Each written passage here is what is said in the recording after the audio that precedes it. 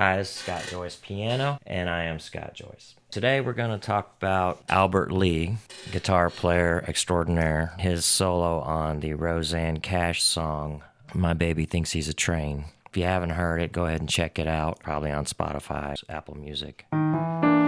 It's in C. Its main feature, of course, is the speed. It's 125 beats per minute, which is cooking along. I don't know about you, but every time I hear a guitar solo whiz by that fast, sometimes I just go, well, that's just, that's great. He's a guitar player, and that's great for him, but I'm not going to do that. I'm going to do other things. And sometimes that's the right call, particularly because of the repeated notes. Still, I think it's in our best interest to go ahead and look at the musical ideas and the phrasing ideas that they had. So what I'm going to do is just kind of go through this like I did the John Jorgensen solo on Hello Trouble in phrases. And then I'm going to note what I think's interesting about it and then show you how I get this into my playing. It's interesting to take a solo that's challenging like this for any reason, but this one for the speed pretty much is the main reason why it's challenging. Conquer it as best you can. Get over some of your fears. Don't get frustrated or mad at yourself because you can't play that fast. To learn this solo note for note is a great exercise for you. Even more importantly, though, is to learn what he did and then apply the concepts. I think this is at 60. 3, 4, 1, 2.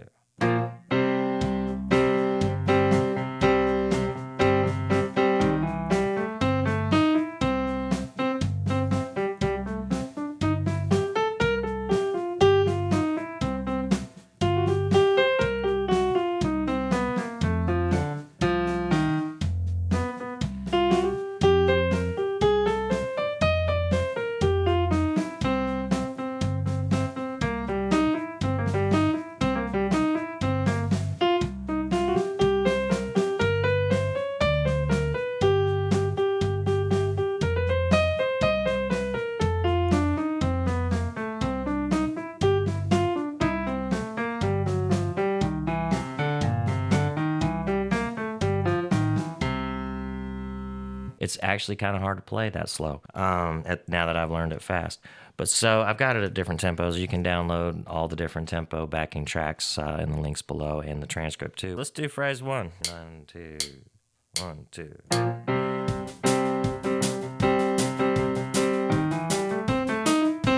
All right.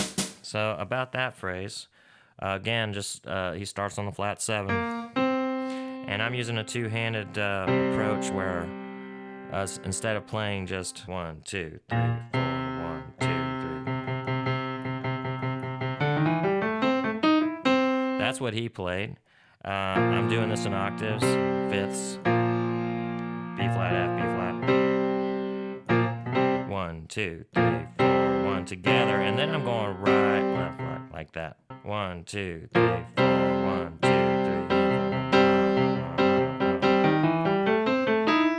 So it's pentatonic. So I might go, start on flat 7, play a pentatonic, ascending lick. So with that in mind, I might improvise a little bit. 1, 2.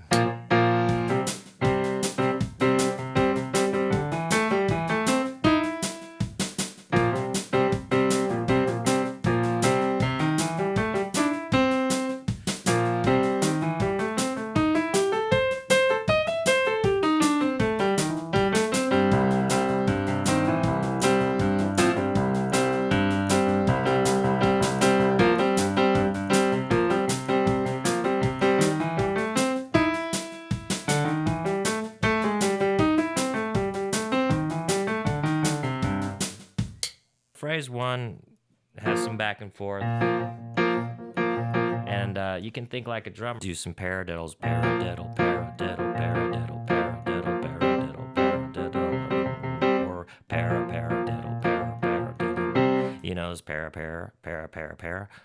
Lots of different drum rudiments you can look up, but this back and forth thing, or you can mess around with this changing of the fingers.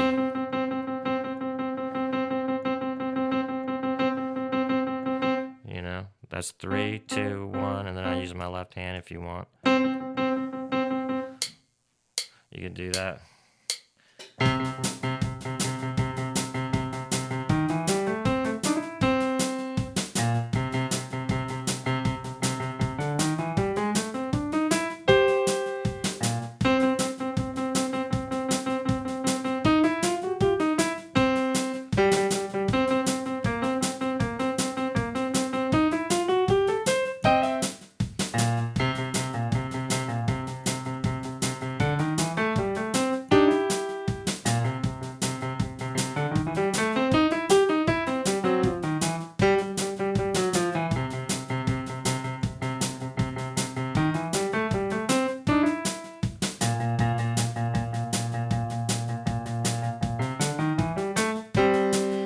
there's some ideas, and then creep those up one notch at a time.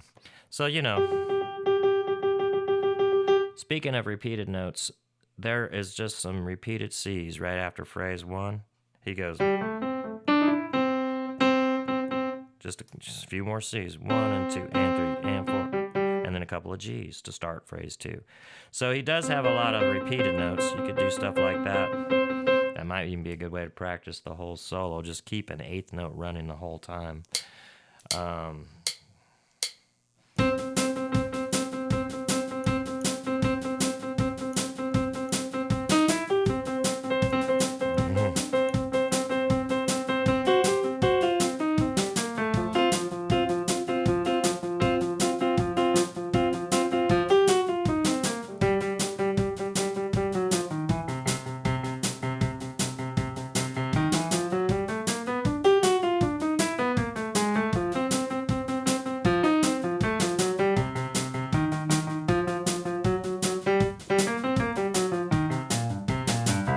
So I missed one, but you get the idea there. Which goes totally against the whole idea of using space. But that is sort of the style that he's playing in. It's like a machine gun coming at you, 8th notes just blazing fast, right in the pocket. But still, I mean, there is no time to think about what he's going to play next. And sometimes he breaks right into the next lick, and sometimes he'll just jangle on a C note. He does that a few times. Phrase 2. What I love about this phrase is it's got 2 little mini phrases within it. We've got, I think I'm starting with my left hand, so I can hit these. And I'm sliding up with my left hand. So the mini phrases are, I think that's actually what he does.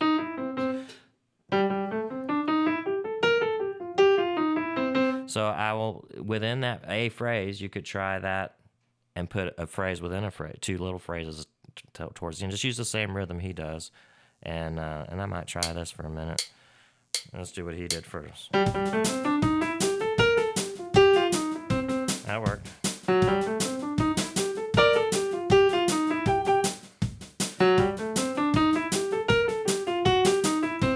And that's phrase 2.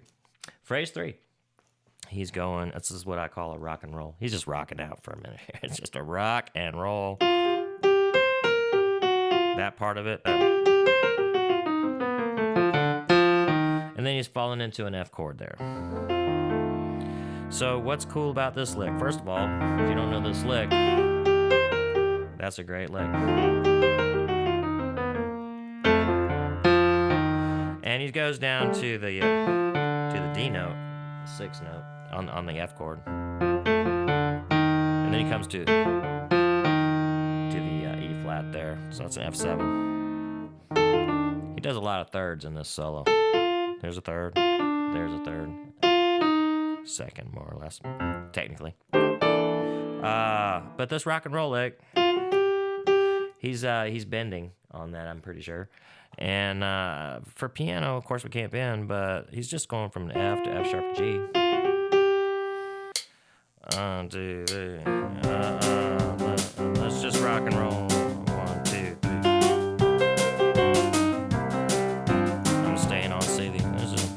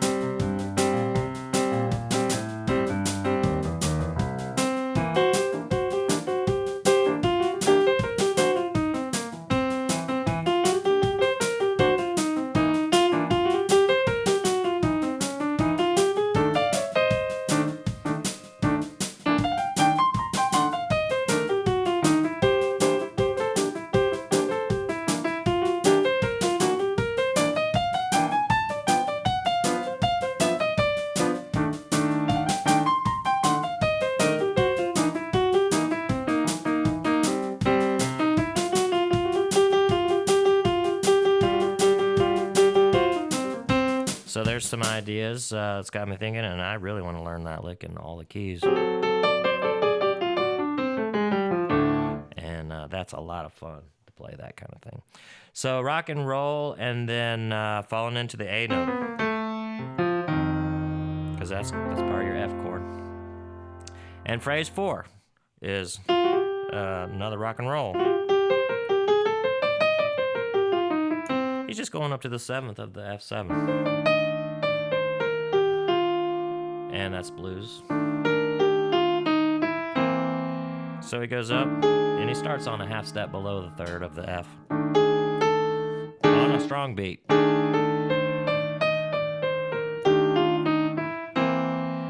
So that's interesting. We always hear to hit the chord tones on the strong beats, but he's right there. He doesn't hurt long, though. So we'll go up to the flat 7 of the F7. 1, 2, 3, 4.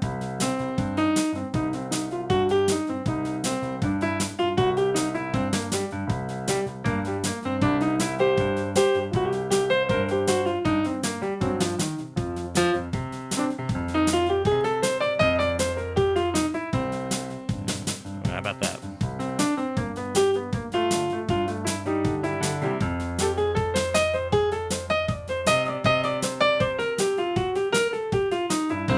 So that works just fine.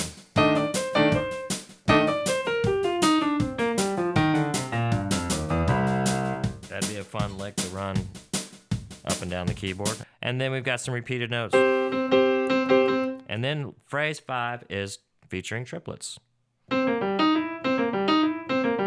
It's our chicken clucking kind of thing, because John Jorgensen had one that went. And here's Albert Lee's. So that seems to be a feature. Hit a few triplets. And the flat 3 to 3 seems to be the favorite way to end that lick.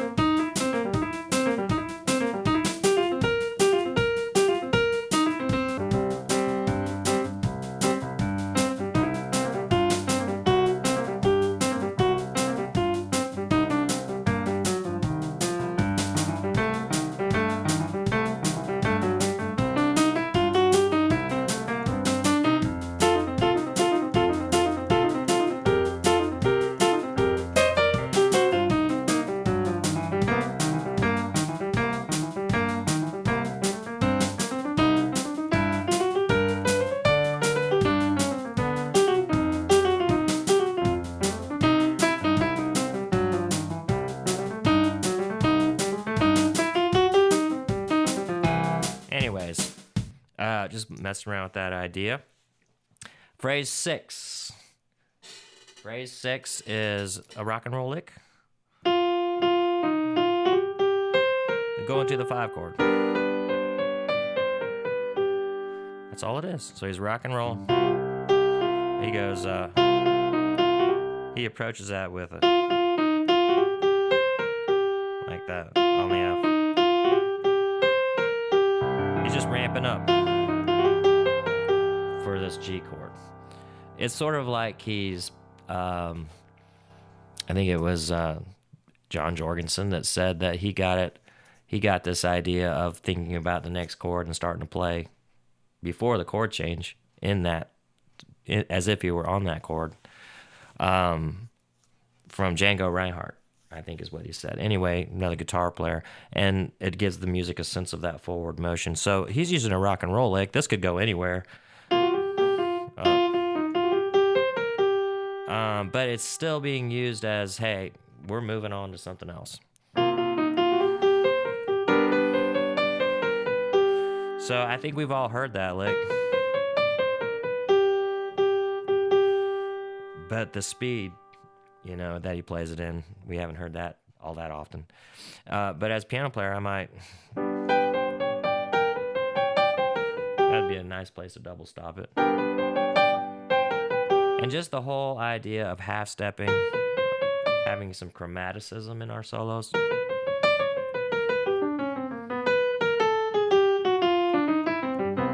is cool. So I might play around with that lick, rock and roll into something with some chromaticism on the 5 chord.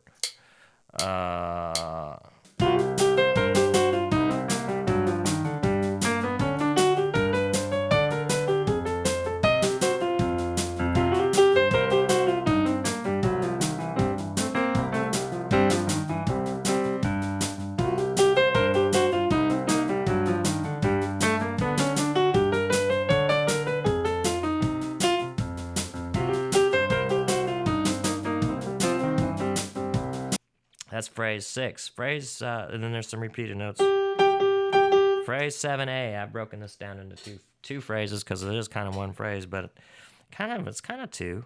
On the F chord, and he's got some triplets, and he's rolling up to the C, and then he's kind of going back and forth between the 5th and the flat 7 of the F chord. I love this A note. Thirds, more thirds. Let's see. Chromaticism to the A, and then he abandons that A and he goes to phrase 7B to the C. More thirds, more thirds, more thirds, down, and now it's just a chromatic up or down, you don't know. He goes up, goes down a third, half step down, up, down, up, down, up, down, up, down, up, up, up, up, down. So it's very roller coastery at the end there. But 7A.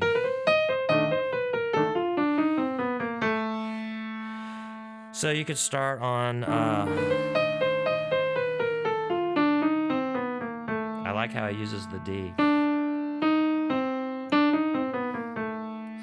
on the F chord. Let's just mess around with that idea for a second.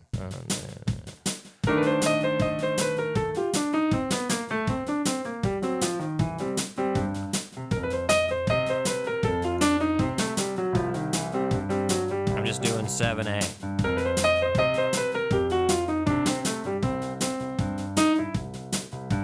I'm trying to go off a different note.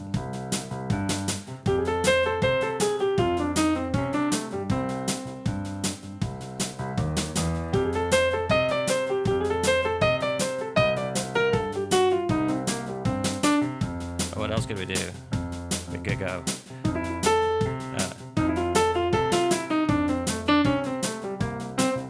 So start thinking about those kinds of things. Phrase 7B is the last one.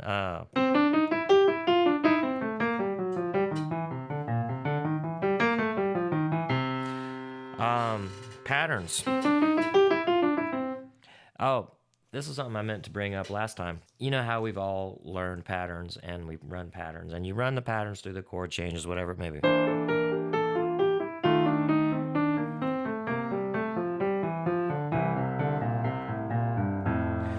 Well, the point of the patterns, if you think about it, is to lull the listener into thinking that they know what they're going to hear next. You set them up, and then you have to change the pattern, and you have to surprise them. Sometimes that changing of the pattern is just accommodating the chord, but you can do more with it if you want to.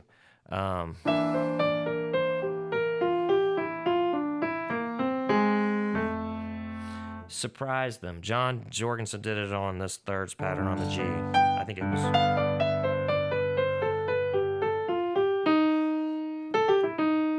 He went to an E flat on the G chord. So any pattern that you make, if you change it, that's when the interest is. That's when you're creating some interest, some tension. So that's what I love about this lick. He started with.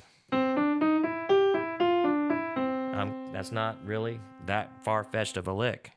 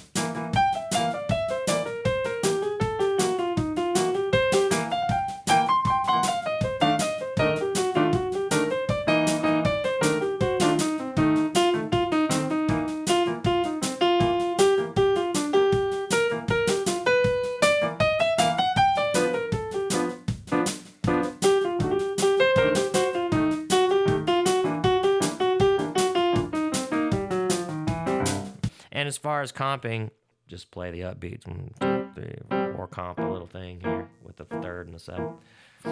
And try to keep your solo going. 2, 3, 4.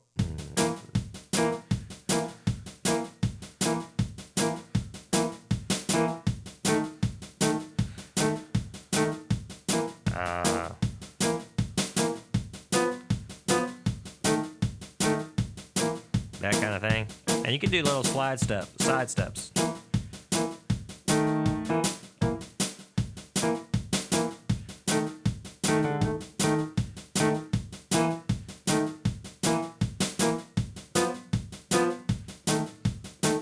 You can add a 9 if you really want to.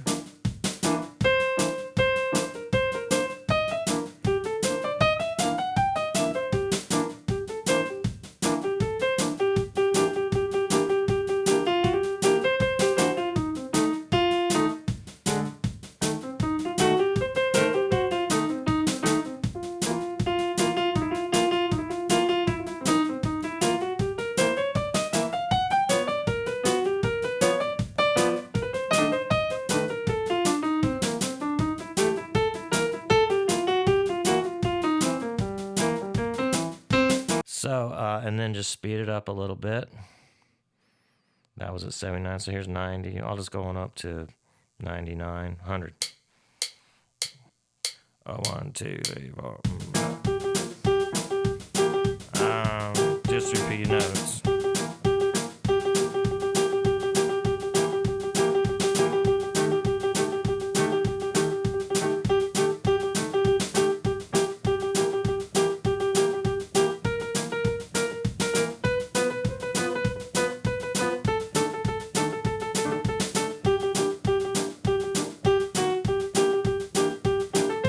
Pentatonic.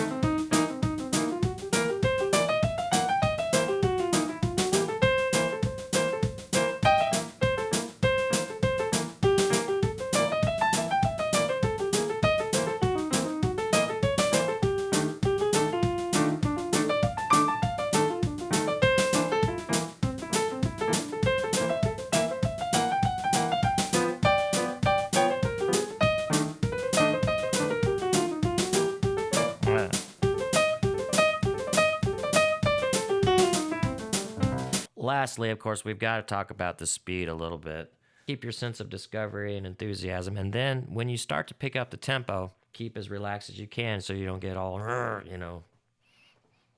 tensed up because you won't be able to play it very fast. As far as speed, there's some tricks you can learn. Like, let's say you're doing this one. Phrase, what is that, number 2? Yeah. Do it this way. And then do it the other way.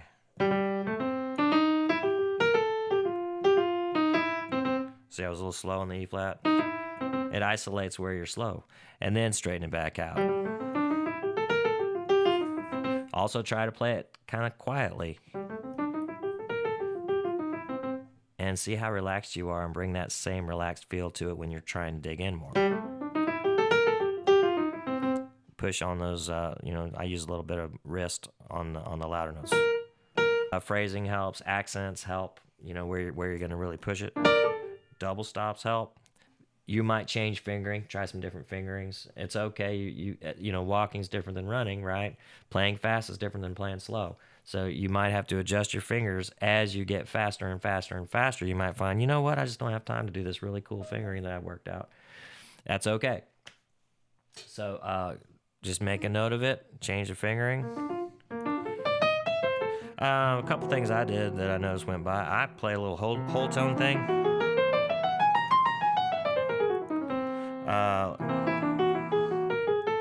Going to the F chord. You're welcome to that lick. It's not my idea. Albert didn't do it here, but I'm sure he knows how to. The other thing you can do,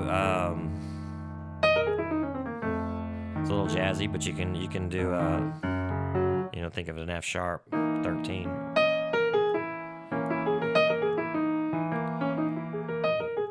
and then fall into the F. Just come at it from a half step above.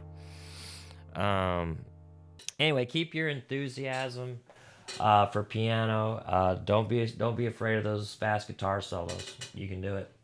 Let me know if you need any help or if I can play on your song. You can find me on soundbetter.com, Scott Joyce. And I'm enjoying making these. I hope it's helping somebody out there. Thank you very much. And I'll see y'all next time with a different solo. Maybe you can give me some ideas on what you'd like to hear.